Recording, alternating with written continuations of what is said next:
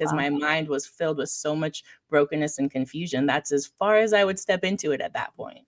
Wow. And then just knowing that, like, as much as we chase him down, like, he's chasing us down in those moments and being like, I'll just sit with you, right? Yeah. Like, I'm going to catch every tear. We're going to use it to sow good seed into the souls of other people eventually, which is exactly what you're doing. None of those tears are counted, not counted. They're all counted as worthy and not worthless. So in the back of every chapter, you guys, which you have to get your hands on this book, like now, run to any store that you could think of online as well and get your book, Jesus in Therapy. But in the back of every chapter, she does this like breakdown of the chapter, and she does this, what Jesus would say, and this is what therapists would say. And I love this piece because it really is this beautiful mold, this beautiful blend. And there's a lot of pieces in mental health arena or therapy that can lean so hard into science or into theory that they're missing the word of God. And so I am an advocate for Christian therapy. I think that there's a lot when someone can take that and literally, like you said, put the Bible underneath everything that they're teaching me. I want the truth, right? That's not always accessible to everyone. And so we can do that beautiful work because the Lord will present it to us if we're in that posture. But walk us through, like, when you started to get into the word again, when you started to find that healing and clarity in mind. What was that journey like, and how are you advocating for others to do the same through the book? I think I went through, I want to say it was well into my 20s before, faith started making sense to me again. And I started really combining the two after I had kids. Because I just so clearly saw, like, this is not what I want to pass on. This is not, just that breaking of the generational curses. Like, I'm not going to give these issues to my kids. So I will do whatever I have to do. I will sit with whatever pain. I will come toe to toe with whatever demon to make sure that they don't have to recover from their childhood like I had to.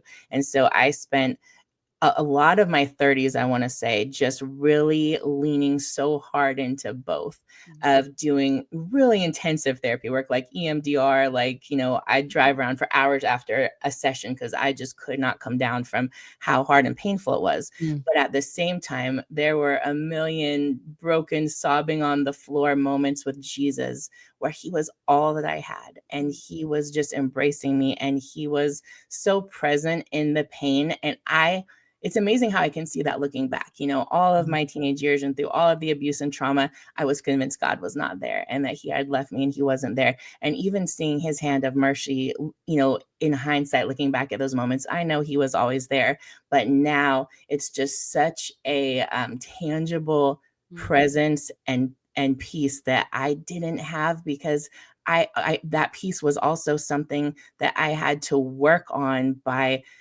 digging up all these deeply rooted lies and all this shame and all these painful experiences. And so I say that they work together because I'm like, I don't think I would feel the physical peace I feel now if I still had all that festering inside of me, because it was just buried beneath the surface. I had to have Jesus actively sowing his word and his truth into me at the same time, uprooting all the stuff that I believed that was not really from him and was not his truth. And so much of what I advocate for now is don't divorce these two things. Like, if you broke your leg and you really needed healing, absolutely. Would you lean into God in that pain? Sure. Would you not go to physical therapy? No, you probably would, you've got to do some of the work. And so unfortunately, trauma that happened to us might not have been, likely was not our fault, but the healing is now our responsibility. So taking that on and being like, I can do something about it now. I couldn't then. And that sense of empowerment, I feel like, came from Jesus for me. Like, it wasn't your fault. The people that hurt you, the people that abused you in my name, the people that beat you, the people that told you should kill yourself, none of that was your fault. But now all that pain is there. All those scars are there. So let's start working on it so that you can be different for your kids and so that you can be whole and experience the fullness of life I do want you to have.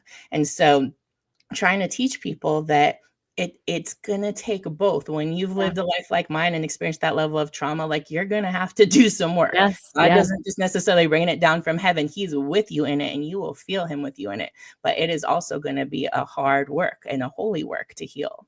I've been thinking about so many things as you're talking, my own personal story and the uncovering of the sexual trauma that had been Mhm. so suppressed in my life. I didn't even have any recollection of it until I was 29. Wow. That's crazy. That's like deep rooted trauma.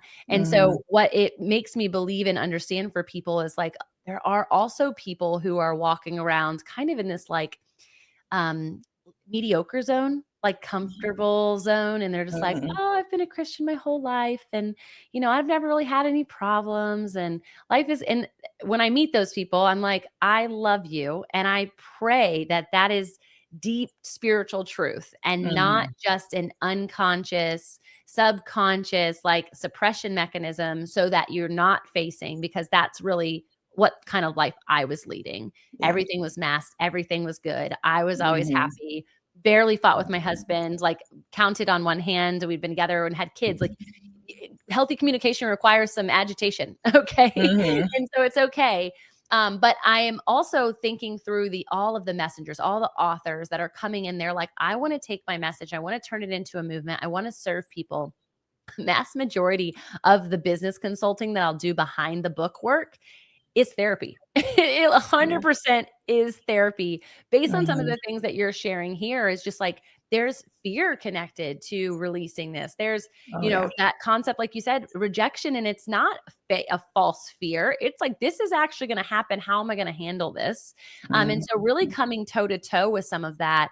And then that beautiful thing that you said at the end is just like the constant process of uprooting and sowing happens Mhm. simultaneously because the Lord doesn't want you to be void just because you've had these revelations and you're pulling weeds out, right? Right. Like, even in a garden, when you uproot something, you're going to resoil something. You're going to get it prepared Mhm. for what's coming next. It's never Yeah. going to be totally vacant. Right. And that is a beautiful part of what the Lord can do. And why I think the prayer, the petition, the fasting, the worship is a place that even if you come with nothing, right? There's that song that says like, "I've got nothing to give you, so Mhm. make me your offering." Like, Yeah. just showing up is enough for Jesus. Yeah. Just showing up. So I'm prayerful as people are listening, like they realize that there's more behind this conversation than even what we're saying. Yeah. And the book is going to go into those details. When you talk about suicidal ideation, and that's another part in church where people are like, "You can't be suicidal. You can't have these thoughts. Why? Why would you say something like that?" And Right. and that is reality of what we're walking through. We're in a very it's no darker than it was in the Old Testament, but it's a relative, and people are Mhm. just becoming aware based on what feels like a new suppression tactic left and right? Whether it's governmental, political, educational, social, economic, whatever that Yeah. is. So talk us through, like, for somebody who's potentially processing, should I, what do I, where do I go? What should I do? What would that advice look like? And you can pull straight from the book, obviously, at this point. This first people with suicidal ideation or just like Yeah, thinking or about just therapy? in general, like, I think suicidal ideation is sometimes a starting point, but you talk in the book, you share some, like, signs of, like, that you might need support, that you could use help. What are some of those other pieces? I think there's, and I do in the book, that was really important to me. They're I so was like, good. I want to have a bunch of checklists. I want to have a bunch of resources in there. Like, don't limit this. And they didn't. Yes, it's so So that was really one of the things that I wanted to, like, I start off the book, the very first chapter of signs of spiritual abuse, because I did not know that I was going through that at the time. Obviously, again, I was a teenager, so guess I wouldn't have. But yeah, now looking back, I can be like, oh, these are kind of all the things that now I'll get those red flags with leaders and be like, like that's not really healthy. yeah. And so going from that and then going through depression and anxiety and suicide and being like, this is kind of some of the things to look for. There's obviously some stereotypical things, but there's also things that maybe don't jump out at us right away that is just a sign of something deeper going on. And I think, like you said, there's a lot of repressed trauma. Like I don't remember a lot from like 12 all the way back to my childhood. Most of my childhood I blocked out because that was my only way to cope with what Yep, happened to me. yep. And it's hard to dig it up. It's so hard. And so what I really wanted to do was give some people some pointers of these are some emotions you might be feeling. These are some things you might be struggling with if you do need help.